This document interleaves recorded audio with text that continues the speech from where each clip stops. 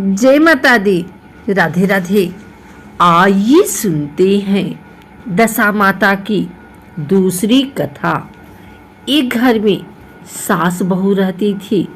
बहू का पति परदेश में गया था। एक दिन सास ने बहू से गांव में से आग लाकर भोजन पकाने को कहा। बहू गांव में आग लाने गई, पर किसी ने भी उसे आग नहीं दी और सभी ने कहा कि जब तक दशा माता की पूजा नहीं हो जाती तब तक आग नहीं मिलेगी। बेचारी बहू खाली हाथ घर लौट आई। उसने सास को बताया कि गांव भर में आज दशा माता की पूजा है, इसलिए कोई आग नहीं दे रहा है। शाम हो जाने पर सास आग लेने गई। गांव में तो स्त्रियों ने उसे आराम से बैठाया और कहा कि सुबह तुम्हारी बहू आग लेने आई थी, परंतु हमारे यहाँ पूजा नहीं हुई थी, इसलिए आग नहीं दे सकी। सास आग लेकर अपने घर पहुंची ही थी कि एक आदमी बछड़ा लिए आया और उसके पीछे एक गाय थी। स्त्री ने उससे पूछा कि यह गाय का पहला बच्चा है क्या? आदमी ने उत्तर दिया हाँ। उसने फिर पूछा कि बछड़ा है या बछिया? उसने जवाब दिया कि बछड़ा है। सास ने घर जाकर बहू से कहा, आओ हम दोनों भी दशा माता का डोरा ले और व्रत करें। दो सास बहू ने डोरा लिया। सवेरे से व्रत आरंभ किया। 9 व्रत पूरे हो जाने पर 10वें दिन डोरे की पूजा की। सास बहू दोनों ने मिलकर गोल गोल 10-10 अर्थात कुल 20 फेरे बनाए। 21वां बड़ा फेरा गाय को दिया। पूजन समाप्त होने पर सास बहू दोनों पारण करने बैठी। उसी समय बुढ़िया के बेटी ने परदेश से लौटकर दरवाजे पर आवाज लगाई। आवाज सुनकर माँ ने मन में सोचा कि क्या हुआ, थोड़ी देर बेटा दरवाजे पर ही खड़ा रह जाएगा, मैं पारण करने के बाद दरवाजा खोलूंगी। इधर बहू ने आवाज सुनी तो उसे रुकने का साहस न हुआ। अपनी थाली का अन्न इधर उधर करके झट से पानी पीकर उठ खड़ी हुई। उसने जाकर दरवाजा खोला। पति ने उससे पूछा कि अम्मा कहाँ हैं? बहू ने उत्तर दिया कि वह तो अभी पारण कर रही हैं। तब पति बोला, मैं तुम्हारे हाथ का जल भी नहीं पीऊंगा, क्योंकि मैं 12 बरस से घर आया हूँ। इतने दिनों न जाने तुम किस प्रकार रही होगी। अम्मा आएंगी, वह जल लाएंगी, तब ही जल पीऊंगा। यह सुनकर स्त्री चुपचाप बैठ गई। इतने में उसकी अम्मा पारण करके अपनी थाली धोकर पी चुकी। तब वह लड़के के पास गई। लड़के ने माँ के पैर छुए। अम्मा उसे आशीर्वाद देकर बेटे को घर में ले आई। माता ने थाली परोस कर रखी। बेटा भोजन करने लगा। उसने हाथ में पहला ग्रास लिया था कि फेरों के वे टुकड़े जो बहू ने अपनी थाली में फेंक दिए थे अपने आप बेटे के सामने आने लगे। बेटे ने माँ से पूछा, यह सब क्या हो रहा है? माँ बोली, मैं क्या जानूं बेटा, बहू जाने। यह सुनकर बेटा आग बबूला होकर बोला, ऐसी बहू मेरे किस काम की, जिसके चरित्र की तुम साक्षी नहीं हो, उसको मैं घर में नहीं रख सकता। इसे अभी घर से निकालो। यदि ये घर में रहेगी तो मैं घर में नहीं रहूंगा। माँ ने बेटे को व्रत के पालन का सवाल बताकर हर तरह से समझाया, परंतु वह मानने को तैयार नहीं हुआ। वह यही कहता रहा कि इसे घर से बाहर करो तो मैं रह सकता हूँ। माँ ने सोचा, बहू को थोड़ी देर के लिए बाहर कर देती हूँ। जब लड़के का गुस्सा उतर जाएगा तब बहू को बुला लूंगी। बुढ़िया ने बहू से कहा, देहरी के बाहर जाकर पेड़ के नीचे थोड़ी देर के लिए खड़ी हो जा। जब बहू पेड़ के नीचे खड़ी हुई तो पेड़ बोला, मुझसे हटकर खड़ी हो। मैं दशा माता के विरोधी को छाया नहीं दे सकता। इस पर वह वहां से चलकर घड़ौची के पास गई। घड़ौची बोली, मुझसे हटकर खड़ी हो, मुझ पर इतना भार घड़ों का नहीं है जितना तेरा है। वह यहाँ से हटकर घूरे के ढेर पर खड़ी हो गई। घूरे का ढेर बोला, मुझ पर इतना भार कूड़े का नहीं है जितना तेरा है, चल यहाँ से हटकर कहीं और खड़ी हो जा। इस प्रकार उसे कहीं भी खड़ा नहीं होने दिया गया। वह अपने मन में बहुत दुखी हुई। वह जंगल में चली गई। जंगल में भूखी प्यासी घूमती फिरती एक सूखे कुएं में गिर पड़ी। वह उसमें गिरी परंतु उसे चोट नहीं आई। वह नीचे बैठ गई। अचानक राजा नल वहां शिकार खेलते खेलते पहुंच गए। उनके साथी बिछुड़ गए थे।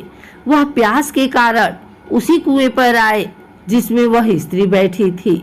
राजा नल के भाई ने कुएं में पानी के लिए लोटा डाला तो उस स्त्री ने लोटे को पकड़ लिया। भाई ने नल से कहा कि इस कुएं में किसी ने लोटा पकड़ लिया है। तब राजा नल ने कुएं में आकर कहा कि तुम यदि पुरुष हो तो मेरे धर्म के भाई हो, और यदि स्त्री हो तो मेरे धर्म की बहन हो। तुम जो भी हो बोलो, मैं तुम्हें बाहर निकाल लूंगा। स्त्री ने आवाज दी। राजा ने उसे बाहर निकाल लिया तथा हाथी पर बैठाकर राजधानी ले आया। महाराज को शिकार से लौटकर महलों की ओर आते देखकर सबने महारानी को महाराजा के आने की सूचना दी। सेवकों ने एक स्त्री को हाथी पर बैठा देखकर रानी को बताया कि महाराज एक नई रानी भी साथ ला रहे हैं। यह जानकर रानी बड़ी दुखी हुई। इतने में महाराज भी वहां आ पहुंचे। रानी ने हाथ जोड़कर विनती की, महाराज मुझसे ऐसी क्या गलती हो गई जो मेरे रहते आपने दूसरा विवाह कर लिया। राजा नल ने हंसकर उत्तर दिया, वह तुम्हारी सौत नहीं ननद है, मेरी धर्म की बहन है। तुम्हें उसके साथ अपनी सगी ननद की तरह बर्ताव करना चाहिए। यह सुनते ही महारानी का मुख प्रसन्नता से कमल की भांति खिल उठा। वह बोली, अब तक मैं ननद का सुख नहीं जानती थी। अच्छा हुआ जो मुझे भाग्य से ननद भी मिल गई। राजा ने उसका नाम मुंह बोली बहन रखा और उसके लिए अलग महल बनवाया। उसके दिन अब सुख पूर्वक बीतने लगे। एक दिन राजा की घोड़ी का बच्चा हुआ तो राजमहल की स्त्रियां बधाई गीत गाने लगी। मुंह बोली बहन ने अपने दासियों से कहा, बाहर जाकर पता करो कि किस बात की बधाई गा जा रही है। दासियों ने बताया, महाराज की घोड़ी ने अच्छी घोड़ी में एक उत्तम बछड़े को जन्म दिया है, उसकी बधाई गाई जा रही है। मुंह बोली बहन ने पूछा, क्या घोड़ी ने पहली बार जन्म दिया है? दासियों ने उत्तर दिया, हाँ। तब मुंह बोली बहन ने महारानी के पास जाकर कहा, आओ भाभी रानी, हम तुम दोनों दशा माता का डोरा लें। रानी ने पूछा, डोरा क्या चीज है, मुझे समझाओ। वह बोली, दशा माता के व्रत का यह नियम है कि पहले पहल जब गाय या घोड़ी या स्त्री के प्रसव की खबर सुने तब डोरा लेकर व्रत आरंभ करते हैं। 9 व्रत करने के बाद 10वें दिन डोरे का पूजन करके विसर्जित करते हैं। इसके साथ उसने पारण का नियम भी बताया। तब महारानी बोली, तुम्हारा व्रत तुमको फले। मैं पूरी और दूध की खीर खाने वाली रानी महारानी भला बनफरा गोले की पपड़ी खाकर कैसे रह सकती हूँ? ऐसा कहना खाए मेरे दुश्मन। वह बोली, भाभी मुझे जो चाहे कह लो, परंतु व्रत के संबंध में कुछ मत कहो। मैं इसी व्रत के उलझन में आज मारी मारी फिरती हूँ, आपके देश में आई हूँ। महारानी ने उदासीनता के साथ कहा, मुझे क्या पड़ी है, तुम्हें जो अच्छा लगे वह करो, मैं मना तो नहीं कर रही हूँ। मुंह बोली बहन ने श्रद्धा पूर्वक डोरा लिया। 9 दिन तक व्रत किए। 10वें दिन विधिवत पूजन किया, गोला फरा बनाए और संध्या को पारण करने बैठी। उसी समय उसके पति को अचानक कुछ प्रेरणा सी हुई और वह अपनी माता से आज्ञा लेकर अपने पत्नी को ढूंढने चल दिया। घूमता फिरता वह राजा नल की राजधानी में पहुंच गया और अपनी अपनी पत्नी का पता लगाने लगा। उसने एक कुएं पर कुछ औरतों को बातें करते देखा। एक कह रही थी, राजा की मुंह बोली बहन बहुत ही सुंदर ही स्त्री है, आजकल उसी का किया हुआ सब कुछ होता है। दूसरी स्त्री बोली, वह सुंदर होने के साथ साथ धर्मात्मा भी है, जब से आई है तभी से उसने सदाव्रत खोल रखा है, उसके दरवाजे से कोई भी व्यक्ति खाली हाथ नहीं लौटता। तीसरी स्त्री बोली, वह जैसी धर्मात्मा है वैसी सदाचारी भी है। चौथी स्त्री बोली, वह सदाचारी और सर्वप्रिय भी है, सारी प्रजा उससे खुश है।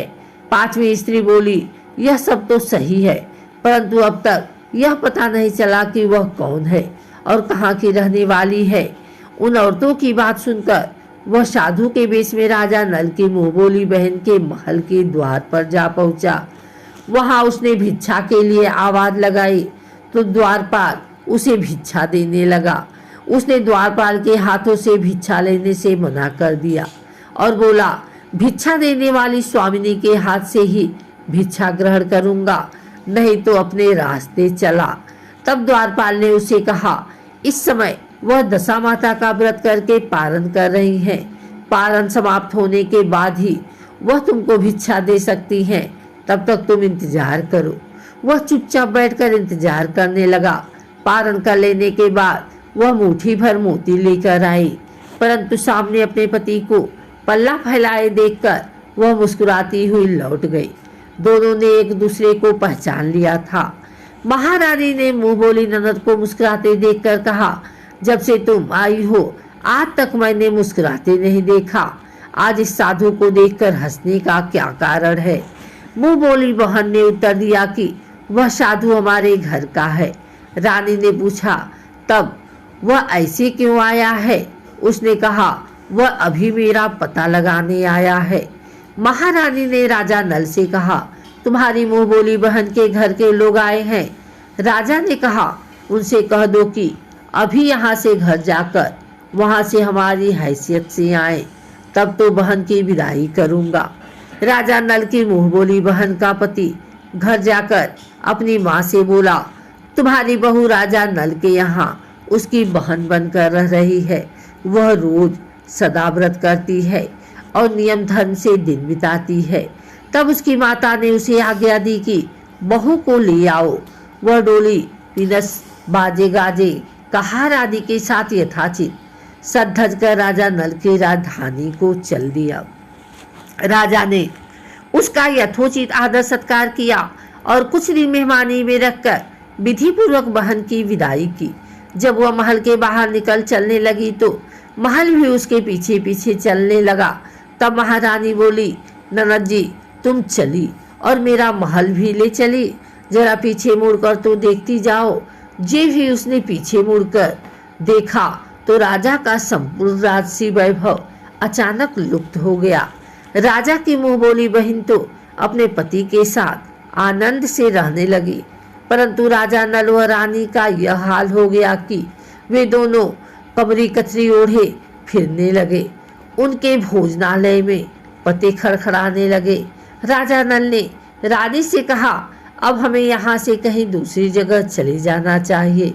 रानी पतिव्रता स्त्री थी, उसने राजा की आज्ञा मान ली। चलते चलते वे एक गांव के पास पहुँचे। वहाँ पर बेरी के पेड़ पर बेर लगे हुए थे। राजा रानी दोनों भूखे थे। उन्होंने बेरी को उठाया तो बेर लोहे के हो गए। इस प्रकार राजा रानी जिस वस्तु को भी हाथ लगाते वह कंकड़ पत्थर में बदल जाते थे। इतना पर भी राजा रानी आगे बढ़ते गए। रास्ते में उन्हें एक व्यापारी मिला। व्यापारी ने राजा रानी को पहचान लिया।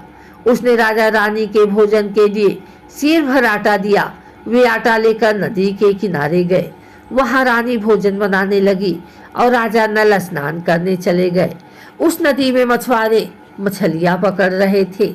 मछेरों ने राजा को 4 मछलियां दी। रानी ने मछलियां भूनकर रोटियां बना ली। राजा नल भोजन करने बैठे तो रोटियां ईंट में परिवर्तित हो गई और मछलियां उछलकर नदी में चली गई। वहां से चलकर राजा रानी अपने मुंह बोली बहन के यहाँ गए। बहन को जब पता चला कि भाई भाभी आए हैं तो उसने सेवकों से पूछा कैसे आए हैं। सेवकों ने कहा भिखारियों के हाल में आए हैं। यह सुनकर उसे बड़ी लज्जा आई। उसने राजा रानी को एक कुम्हार के यहाँ ठहरा दिया। शाम को थाल सजाकर बहन स्वयं भाभी से मिलने कुम्हार के घर गई। उसने भाभी के सामने थाल रखा तो भाभी ने कहा कि इस थाल में जो कुछ भी है उसे कुम्हार के चक्के के नीचे रख दो और चली जाओ। ननद थाल का सामान चक्के के नीचे रखकर चली गई। थोड़ी देर में राजा ने आकर रानी से पूछा कहो बहन आई थी, क्या लाई थी? रानी ने कहा आई तो थी पर जो कुछ लाई थी मैंने इस चक्के के नीचे रखवा दिया है। राजा ने वहां देखा तो वहां कंकड़ पत्थरों के सिवाय कुछ भी नहीं था। राजा को समझते देर नहीं लगी कि यह सब बुरी दशा के कारण है। भला वह मेरे लिए कंकड़ पत्थर क्यों लाएगी? अब राजा रानी वहां से चलकर अपने मित्र के घर गए। मित्र को लोगों से पता चला तो उनसे पूछा कैसे आना हुआ। उन्होंने उत्तर दिया भिखारियों के हाल में आए हैं। मित्र ने दुखी होकर कहा कोई बात नहीं, जैसे आए वैसे अच्छे आए, आखिर मित्र हैं, उन्हें महलों में ले आओ। मित्र ने उन दोनों का स्वागत किया, स्वादिष्ट भोजन कराया। एक कमरे में उनके लिए पलंग बिछवा दिए। उस कमरे में एक खुटी पर 9 लखा हार टंगा था। आधी रात के समय राजा तो सो गए परंतु रानी जाग रही थी। रानी ने देखा कि हार वाली खूंटी के पास दीवार में एक मोर का चित्र बना हुआ है। मोर धीरे धीरे हार को निगल रहा है। रानी ने राजा को जगाकर वह दृश्य दिखाया। राजा ने सोचा यहाँ से चुपचाप भाग चलना चाहिए, नहीं तो सवेरे चोरी का कलंक लगेगा। तब मित्र को क्या मुख दिखाएंगे। बेचारे राजा और रानी उठकर जंगल की तरफ चले गए। दोनों चलते चलते एक दूसरे राजा की राजधानी में पहुंच गए। वहां अतिथि और भिक्षुओं को सदाव्रत दिया जाता था। वे दोनों भी सदाव्रत लेने गए परंतु उस समय सदाव्रत बंद हो चुका था। वहां के अधिकारियों ने कहा यह लोग न जाने कहां से अभागे आए हैं कि इन्हें देने के लिए कुछ भी नहीं बचा, फिर भी इन्हें एक मुट्ठी चने दे दो। उन्होंने इस प्रकार से अनादर और कड़वी बातें सहित दान लेना अस्वीकार कर दिया। वे दानाध्यक्ष की निंदा करते हुए बोले कि ऐसी कंजूसी है तो सदाव्रत देने का नाम ही क्यों करता है। दानाध्यक्ष बोला यह तो बड़ा घमंडी भिक्षुक लगता है, भीख भी मांगता है और गाली भी देता है, इनको हवालात में डाल दो। इस प्रकार दोनों को एक कोठरी में बंद कर दिया। एक एक मुट्ठी चने दोनों को खाने के लिए मिलने लगे। जिस कोठरी में राजा रानी बंद किए गए थे उसी के पास आम रास्ता था। एक जमादारनी राजा की घुड़साल साफ कर उसी रास्ते से निकला करती थी। एक दिन वह बहुत देर से निकली। रानी उससे पूछने लगी कि आज तुम्हें इतनी देर कैसे हो गई। वह बोली कि आज राजा की घोड़ी के बछड़ा हुआ था, उसकी टहल में देर हो गई। रानी ने पूछा कि घोड़ी का पहला प्रसव है क्या? जमादारनी ने बताया पहली बार। रानी ने फिर पूछा बछड़ा हुआ है या बछड़ी? जमादारनी ने बताया कि बहुत अच्छा बछड़ा हुआ है। यह सुनकर रानी ने राजा से कहा एक बार मैंने तुम्हारी मुंह बोली बहन के डोरे का अनादर किया था, उसी दिन से हमारी दशा बदल गई। मैं आज दशा माता का डोरा लेना चाहती हूँ। राजा ने कहा परंतु यह पूजा की सामग्री कहाँ से आएगी? उसके नियम धर्म का पालन कैसे होगा? रानी ने उत्तर दिया दशा माता की सब कुछ करेंगी, मैं तो उन्हीं का नाम लेकर डोरा लेती हूँ, फिर जो होगा देखा जाएगा। रानी ने 9 तार राजा की पगड़ी से और 1 तार अपने आंचल का लेकर अपना डोरा तैयार किया और उसे समय से व्रत करने लगी। थोड़ी देर में ही वहां का राजा अपनी घोड़ी को देखने के लिए उसी रास्ते से निकला। राजा ने नल दंपति को देखा तो कोठरी में बंद देखकर पूछा कि वे लोग कौन हैं और इनका क्या अपराध है। पहरेदारों ने कहा ये लोग भिक्षा लेने आए थे, ये आपको आशीर्वाद देने के बदले गालियां देते थे। इसी कारण दानाध्यक्ष ने इन लोगों को कैद में डाल दिया है। राजा ने कहा, यह तो इनका कोई अपराध नहीं है, इनको मनोवांछित भिक्षा नहीं मिली होगी, इसलिए ये गालियां देने लगे होंगे। इनको संतुष्ट करना चाहिए था, ना कि कैद में डाल देना चाहिए। इनको अभी रिहा करो। राजा की आज्ञा से उसी समय दोनों को कोठरी से बाहर निकाला गया। राजा उनके पांव में पद्म और माथे पर चंद्रमा देखकर पहचान गया कि यह तो राजा नल और रानी दमयंती हैं। इस पर उसने दोनों हाथों से हाथ जोड़कर क्षमा मांगी और हाथी पर बैठाकर अपने महल में ले गया। कुछ दिन तक राजा के यहाँ रहकर उन दोनों ने पूरे राजसी ठाठ के साथ अपनी राजधानी की ओर प्रस्थान किया। रास्ते में वे पहले अपने मित्र के यहाँ गए।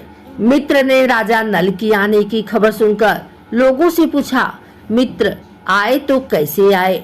लोगों ने कहा, अब की बार तो राजसी ठाट बाट के साथ हाथी घोड़े डंका निशान पालकी पीनस एवं फौज के साथ लेकर आए हैं। मित्र ने कहा, अच्छी बात है, आने दो। मेरे लिए तो जैसे तब थे वैसे ही अब भी हैं, आखिर है तो मित्र ही। राजा रानी मित्र के महल में गए। मित्र ने उनको आदर सत्कार के साथ उसी स्थान पर ठहराया जिस स्थान पर पहले ठहराया था। आधी रात के समय जब राजा सो रहे थे और रानी पैर दबा रही थी, तब रानी ने देखा कि मोर का चित्र जो पहले हार को निगल गया था उसे उगल रहा है। रानी ने राजा को जगाकर यह दृश्य दिखाया। राजा नल ने अपने मित्र को बुलाकर यह दिखाया। मित्र बोला कि मैंने तब भी तुमको चोर नहीं समझा था और न अब समझता हूँ। यह दृश्य तुम्हारी बुरी दशा का फल है। आप निश्चित रहिए, मेरे मन में कोई मैल नहीं है। मित्र के यहाँ से चलकर राजा रानी अपनी मुंह बोली बहन के यहाँ गए। उसने सुना राजा भैया आ रहे हैं तो उसने लोगों से पूछा, कैसे आ रहे हैं? लोगों ने कहा, जिस प्रकार राजा का आना चाहिए उसी प्रकार से आ रहे हैं। उसने कहा, उनको मेरे महल ले आओ। जब राजा नल का हाथी बहन के महल की ओर बढ़ा, तब रानी ने कहा, आप अपनी बहन के घर जाइए, मैं तो उसी कुम्हार के घर रहूंगी जिसके पहले ठहरी थी। राजा ने कहा, जिस कारण इतने दुख उठाए तुम फिर उससे झगड़ा मोल लेना चाहती हो, यह तुम अच्छा नहीं कर रही हो। परंतु रानी नहीं मानी, वह कुम्हार के घर ही ठहरी। राजा बहन के घर चले गए। शाम को राजा की बहन भाभी के लिए थाल सजाकर कुम्हार के यहाँ आई। उसने भाभी के सामने थाल रख दिया। भाभी सोने चांदी के गहने उतार उतार कर रखने लगी और कहने लगी, खाओ रे मेरे सोने चांदी के गहने खाओ, हम भूखे नंगे क्या खाएंगे। यह उड़ाना सुन ननद बोली, यह उड़ाना किसे देती हो? मुझसे उस समय जो हुआ कुछ हो सका वो उस समय लाई थी, वही अब भी लाई हूँ। विश्वास न हो तो चक्के के नीचे अब भी देख लो। सचमुच चक्के के नीचे देखा तो वहां पर मणिक मोतियों का ढेर लगा था। रानी यह सब देखकर सन रह गई। वह बोली, ननद जी तुम्हारा कोई दोष नहीं है, यह तो हमारी बुरी दशा का परिणाम था। रानी ने ननद का लाया सब सामान तथा उनमें अपनी तरफ से कुछ और जवाहरात मिलाकर ननद को वापस कर दिया। परंतु ननद को पूजा का न्योता देना भूल गई। वहां से चलकर राजा सुरा गाय के पास आए। गाय ने सेना सहित राजा को भरपेट दूध पिलाया। वहां से आगे चलकर वे नदी के तट पर पहुंचे तो वहां पड़ाव डाला। भोजन बनवाया गया। जब राजा भोजन करने बैठे तो उसी समय नदी में उछलकर गिरी हुई भुनी भुनाई मछलियां अपने आप थाली में गिर पड़ी। वह रोटियां जो ईंट बन गई थी फिर से रोटियां बन गई। राजा ने कहा, यह सब क्या हो रहा है, कुछ समझ में नहीं आता। रानी ने बताया कि ये रोटियां और मछलियां वे ही हैं जो उस दिन हमें नसीब नहीं हुई थी। मैं यदि आपसे उस समय कहती कि तली हुई मछलियां जल में उछल गई और रोटियां ईंट बन गई तो आप कदापि भी इसे सच नहीं मानते। इसी कारण मुझे बहाना बनाना पड़ा था। अब राजा रानी अपने राजधानी की ओर आगे बढ़े। जब राजा की फौज अपनी राजधानी के समीप पहुंची तो वहां के लोगों ने समझा कि दूसरे राजा ने राजधानी पर आक्रमण कर दिया है। वे घबरा गए। वहां के लोग नजराना लेकर राजा से मिलने गांव के बाहर आए, परंतु यह क्या, यह तो अपने राजा हैं। लोगों का प्रसन्नता का ठिकाना न रहा। वे श्रद्धा भक्ति के साथ महाराज के आगे चलकर उन्हें उनके महल में ले गए। राजा रानी ने महल में प्रवेश किया। रानी ने तुरंत दशा माता की पूजा का प्रबंध किया। उसने उस पूजा में नगर की सब सौभाग्यवती स्त्रियों को बुलाया। भगवती के भोग के लिए सब प्रकार के पकवान बनवाए और आटे की 10 बत्तियां, 10 शक्कर की गुंजिया और 10 अठवाइयां सुहागिनों के आंचल में डाली। सुहागिनों का श्रृंगार करके दशा माता की पूजा आरंभ हुई। कलश स्थापित करके दीपक को जलाया गया, परंतु उसकी बाती जली नहीं। इस पर पंडितों ने कहा कि कोई न्योता पाने वाला न्योतने की तो नहीं रह गया है। स्मरण किया जाए, उसके आने पर दीपक जल जाएगा। रानी ने सोच विचार कर बताया कि ननद न्योतने से रह गई है। पंडितों ने कहा कि उसे फौरन बुलाया जाए। राजा ने अपना दूरतगामी रथ भेजकर अपने मुंह बोली बहन को बुलवाया। उसके आते ही कलश का माणिक दीपक प्रज्वलित हो गया। बड़ी धूमधाम से पूजा की गई। अंत में सुहागिनों को भोजन कराकर विदा किया गया। उसी समय राजा ने राज्य में आज्ञा जारी की, मेरी प्रजा के लोग दशा माता का व्रत किया करें। भगवती माता ने जिस प्रकार राजा नल के दिन फेरे, उसी प्रकार सबके दिन फेरे।